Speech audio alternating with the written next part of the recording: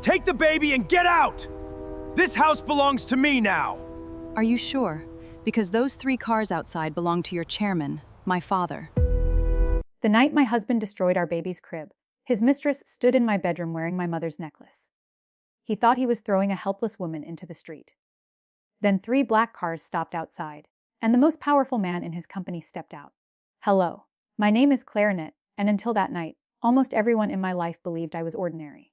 That was exactly how I wanted it. I was 32 years old, 7 months pregnant, and married to a man named Ryan Bennett. We lived outside Chicago in a beautiful 2-story house with pale brick walls and a small maple tree by the driveway. From the outside, our life looked peaceful. Ryan was a senior project director at Halston Industries. I worked from home as independent financial analyst, although Ryan usually introduced me as his wife who did a little bookkeeping. I never corrected him. 3 years earlier, I had married Ryan because I thought he loved the woman I was, not the family I came from. He had met me at a charity food drive, where I was wearing jeans, an old sweater, and no makeup. I had used my mother's last name, Parker, instead of Halston, the name printed on office towers across the Midwest. My father, Jonathan Halston, was the chairman and founder of Halston Industries. Very few people knew I was his only daughter. My father and I loved each other, but we had disagreed after my mother died.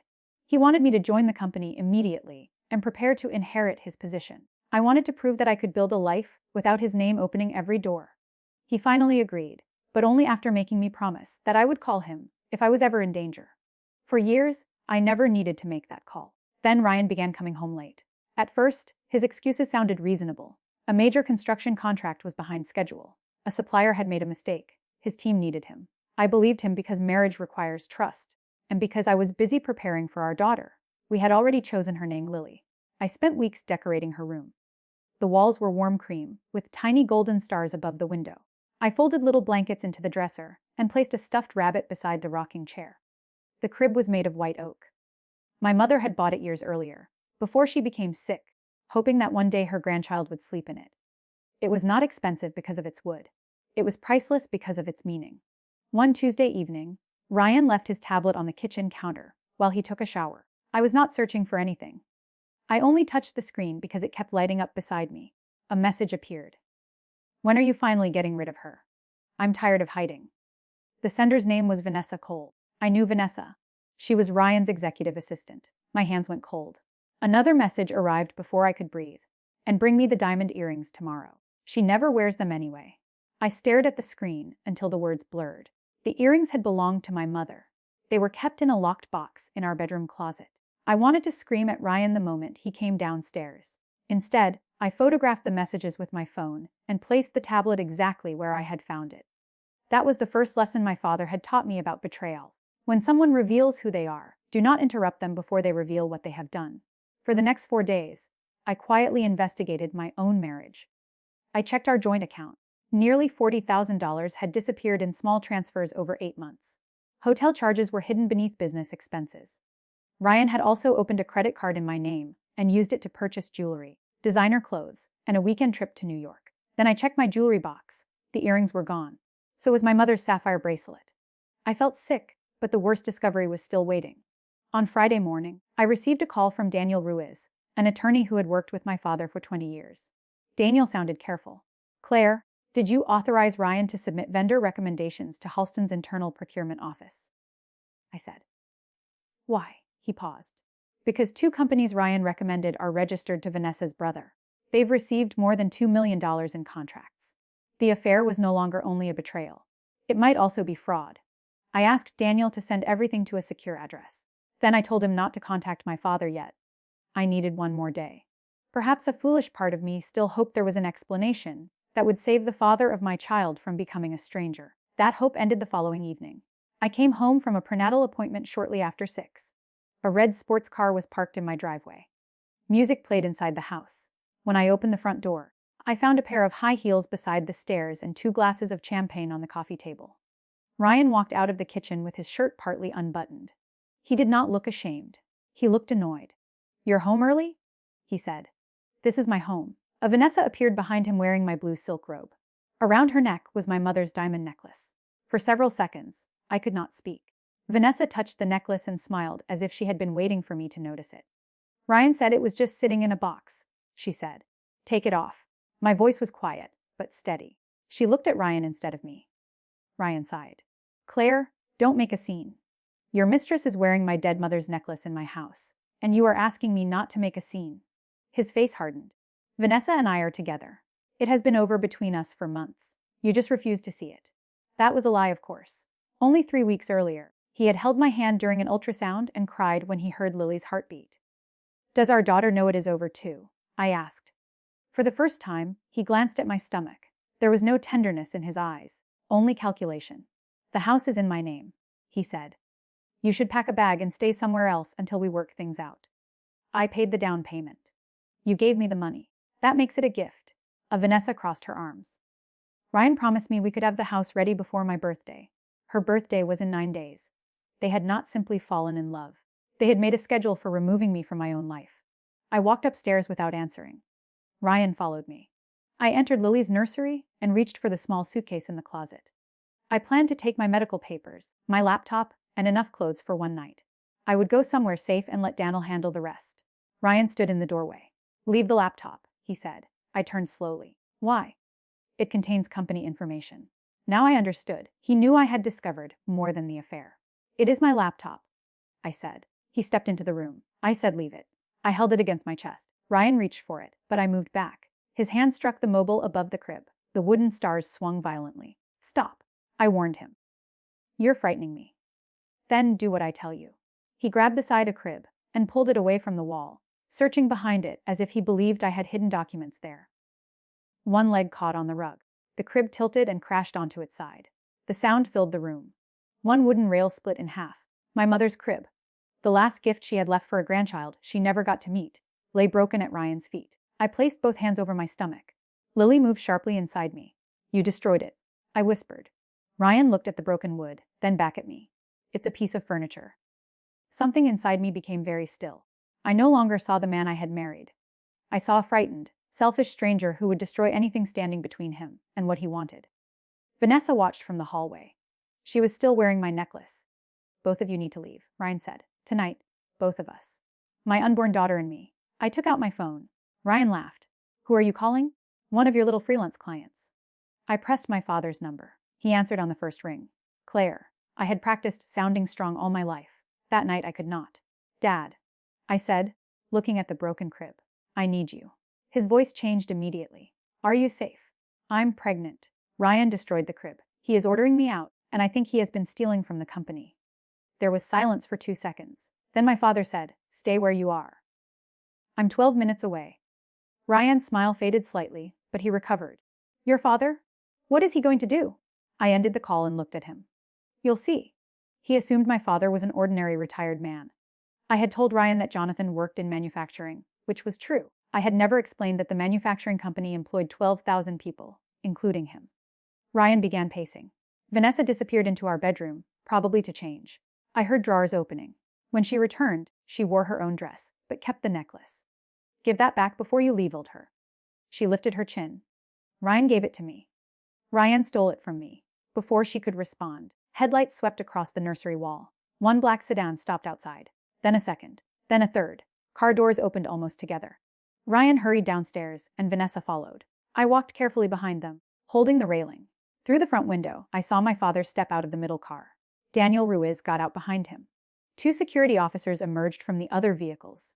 Ryan's face lost all color. He recognized Jonathan Halston immediately. Every employee did. Why is the chairman here? Vanessa whispered. Ryan looked at me as if seeing me for the first time. My father entered after I opened the door. He did not look at Ryan. He came directly to me and placed both hands gently on my shoulders. Are you hurt? He asked. No, just shaken. He looked at my stomach and my granddaughter. She's moving. Only then did he turn toward Ryan. Ryan's confident smile had vanished. Mr. Halston, he stammered. I can explain why Claire called you. My father's voice was calm. You mean why my daughter called me? Vanessa's hand flew to the necklace. Ryan stared at me. Your daughter. My only daughter. My father said. And the future trustee of the controlling Halston family shares. The room became silent. Ryan looked from my father to Daniel and then back to me. I could almost see every past conversation rearranging itself, in his mind. My knowledge of corporate finance, the down payment I had made without borrowing, the private calls I occasionally took, and the senior executives who had always treated me with surprising respect. "Claire, why didn't you tell me?" he demanded. Even then, he tried to make my silence the betrayal. "Because I wanted a husband who loved me," I said. "Not my last name?" Daniel opened his briefcase. "Mr. Bennett," he said, "your access to Halston systems was suspended 6 minutes ago. An internal review has found evidence of undisclosed conflicts, falsified vendor assessments, and possible diversion of company funds. You are instructed not to contact any employee involved in the investigation." Ryan took a step back. "This is personal retaliation." "No," I said. "The investigation began before tonight. Your behavior tonight only showed us how much further we need to look." Danny handed him a notice preserving his company phone, computer, and records. One security officer asked Ryan to surrender his work devices. Vanessa moved toward the door. My father stopped her with a glance. "The necklace. It was a gift," she said. "It was stolen property," Daniel replied. "Returning it now would be wise." Her fingers trembled as she unclasped it. She placed the necklace in my open palm without meeting my eyes. Ryan suddenly changed his tone. "Claire, we are both emotional. The crib was an accident. Vanessa was leaving. We can talk privately and fix this. You ordered your pregnant wife into the street," my father said. "I never meant." "You meant it when you believed she had no power." That sentence ended every excuse. I looked at Ryan and felt grief, but I did not feel uncertainty anymore. "I'm leaving tonight," I told him. "But not because you ordered me out. I'm leaving because Lily and I deserve a home where we are safe." My father helped me collect what I needed. Before we left, I returned to the nursery. He saw the broken crib and stopped in the doorway. My father had rarely cried, even at my mother's funeral. But when he touched the split wooden rail, his eyes filled. "Your mother chose this herself," he said. "I know. We'll repair it." I shook my head. "Not tonight." That night is not the end of the story. It was the beginning of the investigation.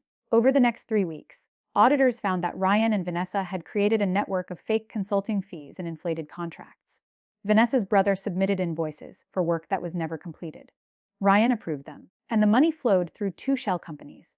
Their scheme had cost Halston Industries almost $3 million. The credit card opened in my name gave prosecutors another trail.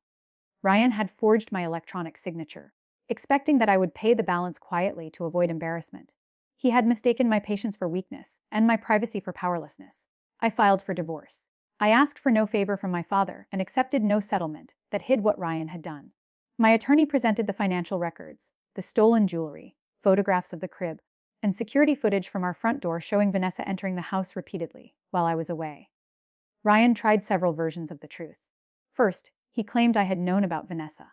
Then he claimed the relationship started only after our marriage failed. Finally, he claimed I had trapped him by hiding my identity.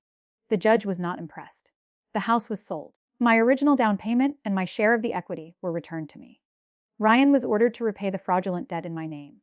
The company terminated both Ryan and Vanessa, then pursued civil claims while law enforcement handled the criminal case. I did not celebrate when charges were filed. Justice did not feel like fireworks. It felt like finally being able to sleep with the door locked and knowing no one inside wished me harm. 2 months later, Lily was born. She arrived early on a rainy Thursday morning, small but healthy, with dark hair and a surprisingly loud voice. My father stood beside my hospital holding her as if she were made of light. "Your grandmother would have loved you," he whispered. By then, the crib had been repaired by the same craftsman who had built it for my mother. He did not hide the damaged rail. Instead, he joined the broken pieces with a thin line of gold-colored resin. He told me about an old tradition of repairing broken objects, so the damage becomes part of their beauty instead of something to disguise. When Lily came home, she slept in that crib. I also stopped hiding. I joined Halston Industries, not as my father's protected daughter, but as director of ethics and vendor accountability. Some people whispered that I had received the job because of my name. I expected that. So I worked twice as hard, published stricter conflict rules, and created an anonymous reporting system that protected employees who spoke up. Within a year, the program had prevented several costly fraud attempts and helped honest employees challenge powerful managers without risking their careers. As for Ryan, I saw him only once after the divorce. We passed each other outside the courthouse after his sentencing hearing. He looked older. For a moment, I remembered the man who had cried at Lily's ultrasound. And I wondered whether that version of him had ever been real. He called. "Did you ever love me?" I stopped, but I did not turn around. "I loved the man you pretended to be," I said. "Then I learned to love the woman you tried to destroy." I walked down the courthouse steps, where my father waited beside the car with Lily in his arms. She reached toward me, and I took her. For months, I had believed the worst sound of my life was that crib breaking against the nursery floor. I was wrong. It was the sound of a door opening, the door to the truth, to justice, and to a life where my daughter would never be taught that love requires silence. Ryan broke the crib because he thought it represented everything he could take from me. Instead, we repaired it, and I built a future stronger than anything he could ever break.